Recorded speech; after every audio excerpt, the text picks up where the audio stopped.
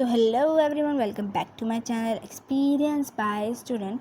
This is your channel where I share my handwritten notes of class 10th and many more classes. So all subjects are available on this channel, plus Hindi, English and Sanskrit grammar and literature notes are also available on this channel. So today's video's topic is class 10th handwritten notes of all Sanskrit grammar in one video. यानी कि आपको सभी Sanskrit grammar की जो topics है वो इसी video में मिल जाएंगे। तो जैसा कि आपने मेरे चैनल पे देख ही लिया होगा, और अगर आप न्यू हो तो मैं आपको बता दूं कि मैंने संस्कृत के लिटरेचर की भी वीडियो डाल दी है, जिसमें मैंने हैंड रिटन नोट्स हैं संस्कृत के, जिसको मैंने डेप्थ में जाकर लिटरेचर के नोट्स को एक्सप्लेन किया है एक ही वीडियो में सभी चैप्टर का, जिससे आपका टाइम बच जाएगा। एंड मैंने लिटरेचर प्लस ग्रामर की वीडियो भी एक डाल रखी है, जिसमें मैंने ओवर थ्रू दिया है फ्रॉम दूस स्टूडेंट और the back benchers who come before the exam. So अगर आप एग्ज़ाम से पहले आए हैं तो उसको चेकआउट कर लेना, लिटरेचर प्लस ग्रामर की वीडियो को, और इसको भी देख लेना साथ में। सीधा उस पर छलांग मत लगाना, क्या पता आपके वहाँ पे कुछ टॉपिक क्लियर ना हो रहे हो तो यहाँ पे हो जाएंगे। और लिटरेचर की जो अलग वीडियो है उसमें मैंने अच्छे से डेप्थ में जाकर लिटरेचर को एक्सप्लेन किया है। इस वीडियो में मैं अच्छे से ग्रामर की डेप्थ में जाऊंगी। और एक और फोर्थ वीडियो बनाई है मैंने अनुवाद की, जो कि आपको सबसे पहले देखनी है लिटरेचर ग्रामर और लिटरेचर इन सभी वीडियो से पहले, क्योंकि अनुवाद जो है ना उससे आपको समझ आएगा कि मैंने नोट्स कैसे अपने आप ही बना लिए। और अनुवाद करने के बाद आपको सारे टॉपिक क्लियर हो जाएंगे। उसके बाद आपको सिर्फ नोट्स पढ़ने की ज़रूरत है। बाकी अगर आप एनसीईआरटी भी उठाओगे तो आपको अपने आप ही समझ आ जाएगी, इतनी पावर है अनुवाद में। सो अगर आपके कोई सिबलिंग्स हैं तो आप उन्हें अभी से अनुवाद के वो नोट्स दे देना PDF निकाल के, जिससे वो अपने आप उनको अनुवाद आ जाएगा। और इस इतनी सी उम्र में आ जाएगा तो फिर 10th में जाके सिर्फ उन्हें क्वेश्चन लगाने हैं और कुछ नहीं करना। So help your siblings also like me. So 5 number का बहुत ही ईजी टॉपिक, जिसका नोट्स की ज़रूरत आपको लगता है कि आपको नहीं पड़ेगी, बट पड़ती है, क्योंकि आपको छोटी छोटी चीज़ें नहीं पता होती। सो इसमें मैंने आपको बताया कि 1 को क्या कहते हैं, 10 को क्या कहते हैं इन दी फॉर्म ऑफ घटिका, ठीक है। और कौन से समय को कैसा दर्शाना है, क्या बोलना है, 15 मिनट को क्या बोलते हैं, पाद बोलते हैं, 30 मिनट को क्या बोलते हैं, संधि बोलते हैं, 45 मिनट को क्या बोलते हैं, पादोन बोलते हैं, ठीक है। और अगर 1 2 3 कुछ भी बज रहा हो तो उसे वादेने बोलते हैं, ठीक है, कि एक वादने। और कैसे इनको लिखना है ये भी मैंने आपको यहाँ पे, मतलब इतने से पेज में मैंने आपको सब एक्सप्लेन कर दिया घटिका के बारे में। 5 नंबर आपके यहीं से पक्के हो जाएंगे। और यहाँ पे मैंने आपको बताया है कि क्या सबसे पहले तो कितने मिनट हो रहे हैं ये आपको सबसे पहले लिखना है। सो एग्ज़ाम्पल के तौर पर 5:30 लिख लेते हैं हम, तो 7, और उसके बाद क्या कितना बज रहा है, 30 मिनट बज के कौन सा नंबर, तो नंबर हम बीच में लिखेंगे, यानी पंच हो रहा है, और वादने यानी बज रहे हैं। सो 7 पंच वादने यानी 5:30 हो रहे हैं। सो इट इज़ ओनली यही पूछेंगे आपसे कि ये क्या है क्या नहीं है, बाकी और कुछ पूछेंगे नहीं इसमें। और 5 मार्क्स आपके पक्के हैं। बस ये बहुत इजी टॉपिक है, बच्चे वैसे भी ले आते हैं। लेकिन अगर आपको इतनी इतनी छोटी छोटी चीज़ें नहीं पता है, बैक बेंचर जो कि लेक्चर्स में नहीं अटेंड करते हैं उनके लिए, और एवरेज स्टूडेंट जो कि भूल जाते हैं उनके लिए, और टॉपर्स, अगर आप एक बार रिवीजन करना चाहते हो, छोटी छोटी भूल गए हो क्योंकि इतना सारा लोड है लाइक मी, सो फिर आप यूज़ करो इसे। सो हम आ गए हैं समास पे। It is a very easy topic, लेकिन अगर आपने फर्स्ट टाइम उठाया तो थोड़ी दिक्कत देगा, ठीक है। आई नो थोड़ी दिक्कत देगा, क्योंकि आपने बचपन में 6th 7th में टीचर्स की बातें नहीं सुनी। सो मैंने भी नहीं सुनी थी समास के रिलेटेड, तो मैंने भी समास अव्यय प्रत्यय कुछ नहीं किया था। लेकिन 10th में आते ही एकदम से झटका लगा और करना पड़ा।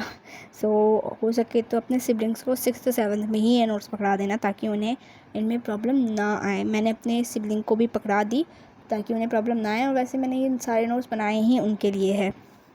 सो समास में आपको इजी वे से समझा रखा है। 2 या 2 से अधिक पद का एक पद हो जाना समास कहलाता है। जैसे राम च लक्ष्मण च, तो राम लक्ष्मणों, ठीक है, एग्जाम्पल है ये, बस यही है इसमें समास में, बाकी और कुछ है नहीं। तो this is our QR code. If you want to donate and motivate us and our work, please motivate and donate us, and your little help give us a lot. So हम आ गए हैं अव्यय पे। अव्यय पे मैंने, अव्यय एक ऐसा शब्द है जिसमें कभी भी परिवर्तन नहीं होता। यहाँ से वहाँ तक जाना, यहाँ से वहाँ तक 2 किलोमीटर की दूरी, तो आपको लग रहा होगा यहाँ से वहाँ और तक जो ये है ये कभी नहीं बदलेंगे, ठीक है। अव्यय, उनके अर्थ क्या है ये भी मैंने आपको दे रखा है, और अर्थ और अव्यय याद रखने हैं, बाकी और इसमें कुछ याद रखने की ज़रूरत नहीं है क्योंकि इनका परिवर्तन नहीं होता, तो ये हमेशा काम आएंगे आपको। अनुवाद में भी मैंने आपको दे रखे हैं। सो संस्कृत में आपके प्रत्यय, ठीक है, प्रत्यय व शब्द होते हैं जो कभी भी शब्द या धातु के पीछे जुड़कर उसका अर्थ ही बदल देते हैं। एग्जाम्पल बालक प्लस टप, बालिका, ठीक है। सो यानी कि बालक का बालिका हो गया, है ना, कितना इंटरेस्टिंग चीज़। सो प्रत्यय भी यहाँ पे हमारा कंप्लीट होता है। सॉरी, मैंने प्रत्यय का नोट्स खोले ही नहीं इस बिकॉज़ मैं बहुत सारे वीडियोस बना रही हूँ तो मैं दिमाग से निकल गया था, लेकिन ये रहे प्रत्यय के नोट्स, और जो मैंने आपको बताया वही है इसमें भी।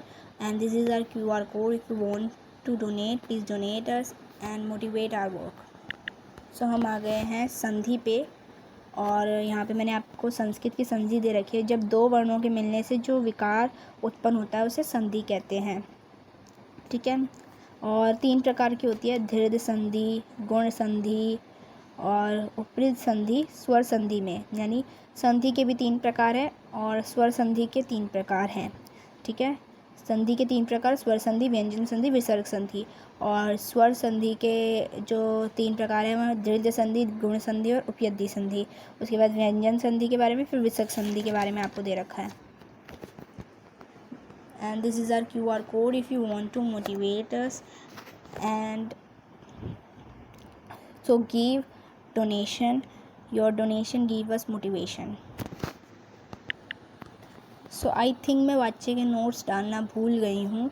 सो अगर आपको वाच्य के नोट्स की सेपरेट वीडियो चाहिए तो आप कमेंट कर देना, मैंने वो भी बना रखी है और बहुत ही अच्छे से बता रखा है कि बालका का बालकेन कब होगा, क्या होगा, बालकेन कौन सी तृतीय है, द्वितीय है, कौन सा प्रकार है, ये सब मैंने उसमें बता रखा है। अभी हम आते हैं अशुद्धि संशोधनम पे, और ये भी तीता इंती किसके साथ कब लगेगा ये बता रखा है मैंने। सो ये है प्रश्न निर्माण जो कि आपको बहुत हेल्पफुल करेगा अगर आप पेपर देने जा रहे हो तो कहाँ पे, यानी अगर आपको इतना भी नहीं पता कि कैसे का मतलब संस्कृत में हिंदी को कैसा क्या बोलते हैं। मेरे को भी, मैं भूल गई थी बिकॉज़ हमारा लॉकडाउन में पीरियड चला गया था तो हमने संस्कृत इतनी उठाई नहीं, तो 10th में आए तो मैं भूल गई थी कि क्या को क्या बोलते हैं, केन को क्या बोलते हैं। सो इसलिए मैंने ये छोटे से नोट्स बना लिए थे ताकि मेरी तरह कुछ और स्टूडेंट भी भूल गए हो या किसी ने नहीं पढ़ा हो तो उनके काम आ जाए। और ये पत्र लेखन के नोट्स जो कि बहुत काम आएंगे आपको, ठीक है। सिलेबस देख लो, फिर ज़्यादा से ज़्यादा मंथ में एक पेपर से पहले 7-8 मिनट का मैक्सिमम कर लो, पूरे 5 मार्क्स पक्के। यानी कि सिलेबस देख लो कि क्या है सिलेबस में, कौन सा टॉपिक आएगा पत्र लेखन से, और उसके बाद उसके एग्ज़ाम्पल्स कर लो और 5-10 मिनट पहले, एग्ज़ाम के 1 दिन पहले आप उठा लो और 5-10 मिनट के लिए आपका पक्का हो जाएगा।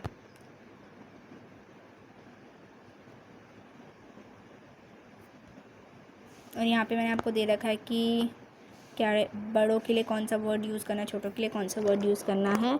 That's it for this video. If you want watch notes also you can comment below and I will upload the video soon as possible.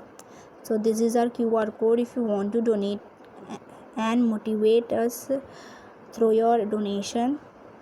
Your little help give us a lot. That's it for this video. Like, share and subscribe my channel, and also go on the videos of literature plus grammar of Sanskrit, literature of Sanskrit. Thank you for watching this video.